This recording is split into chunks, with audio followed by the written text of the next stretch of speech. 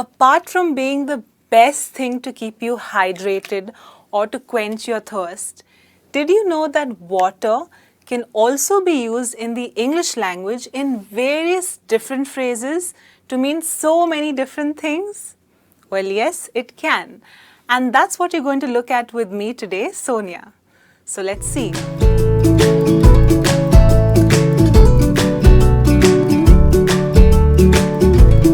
Subscribe and press the bell icon to receive notifications.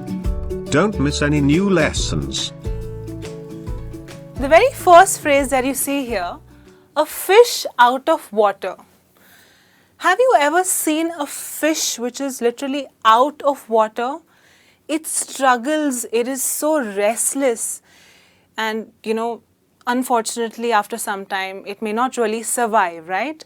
So that's what I mean to say when I say a fish out of water means you feel very restless, okay? You feel uncomfortable, all right? In some cases, you could also feel like you struggle to survive. Like say for example, if you're having bad financial crisis, all right, how do you feel? You feel like a fish out of water. You feel restless, you're struggling to survive. In today's day and age, money is so important, right? And if you're facing a financial crisis, that's exactly how you're going to feel like, a fish out of water. In a sentence, you could say that these days my finances are running really low and every day I feel like a fish out of water. The next one here, it says, come hell or high water. Now this is quite interesting, isn't it? Hell or high water. Now obviously we all know hell and we don't want to go there. It's a horrible place. High water is something to do with like a flood or a difficult situation. Okay?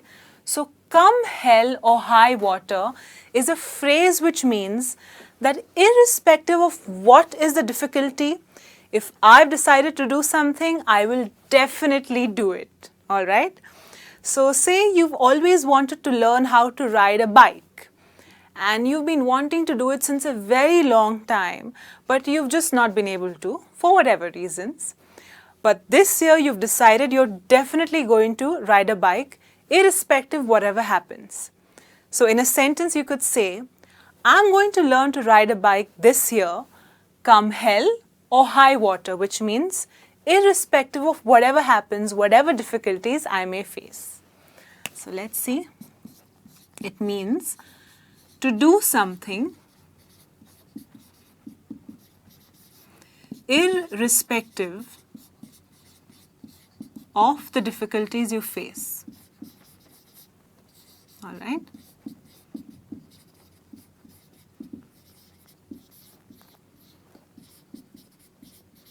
Come hell or high water. Moving on, in deep water. Okay? What does it mean to be in deep water? It means to be in a lot of trouble. All right? Say if you have a business and these days most businesses have a website or they have a blog and people can put down their reviews about a particular product. Now say you're in the restaurant business and on your website or on your blog, a lot of customers are leaving horrible and negative comments. What does that mean? That means that you, my friend, are in deep water. Yes, it means that you are in a lot of trouble. In deep water means to be in a lot of trouble. So if I make a sentence in that situation, I could say, a lot of our customers are leaving negative comments on our website, which means that we are in deep water. Next one here, in hot water. Okay? In hot water means that you've done something and you know that someone's going to be really angry with you. All right? Let me give you an example. Supposing you are at the mall, with your girlfriend or your boyfriend, and you've told your mom that you're going out with friends, all right? And you think that she's not going to catch you. However, somehow or the other, your mother lands at the same mall and she sees you with your boyfriend or with your girlfriend, and she makes those horrible eyes at you, all right? That's when you know that you are in hot water. Someone is going to be really angry with you for doing something, all right? So in hot water means someone is going to be angry with you. And you know it's going to happen.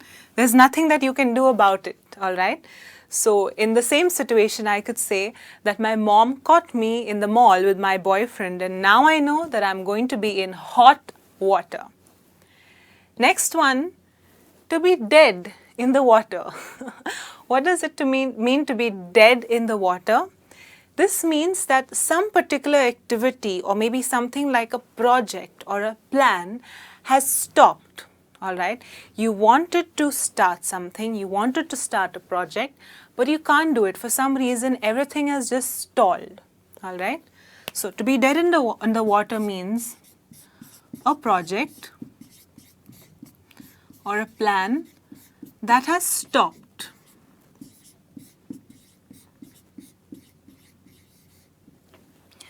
So supposing you had decided, along with a few friends to start up a small business, all right?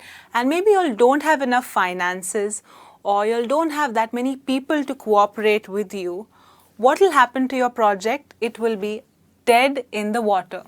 It's a project that has stopped, all right? Next one here, to keep your head above water.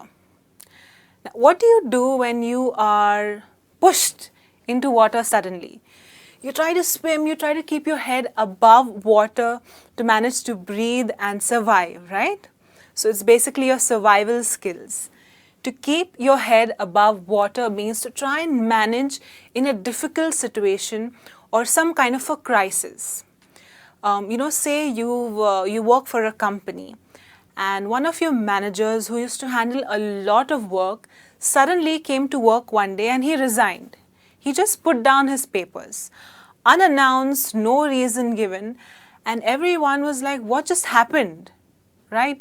So obviously, you being his assistant, you will have to manage everything now, manage all the work. So you are going to try to keep your head above water, all right?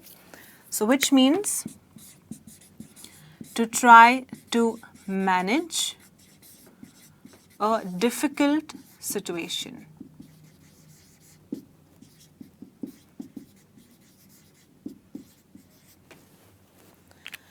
Next one here is quite interesting. It says a watering hole. Now, just to go back to how this actually originates, a watering hole is basically like a small pond or a small lake to which animals go to drink water. All right, it could be in a forest maybe, just a small pond or a lake. But a watering hole here actually means like a bar, all right, where people go to drink alcohol, where alcohol is served, all right. So watering hole basically means a bar, or you could say a place that serves alcohol.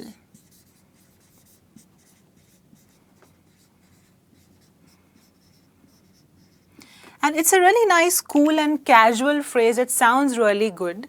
In a sentence, you could use it by saying, well, a new watering hole has opened in the south of town, and I think we should really visit it this Saturday. All right? And finally here, test the waters. Okay? What do I mean by this? I mean, say if you want to get into something, okay, but you're not sure whether you should really try something out, all right, you first try and find out whether a situation is good for you or not. Let me give you an example.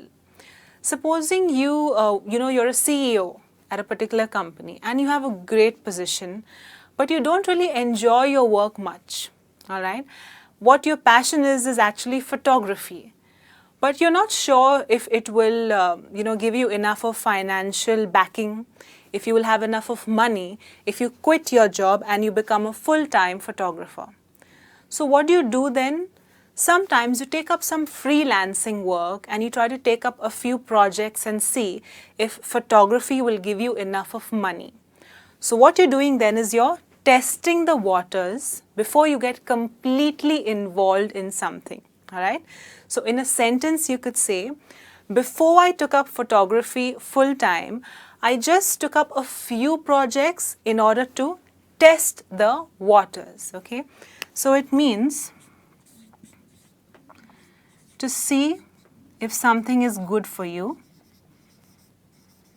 if something is good for you, okay, before you get completely involved in it.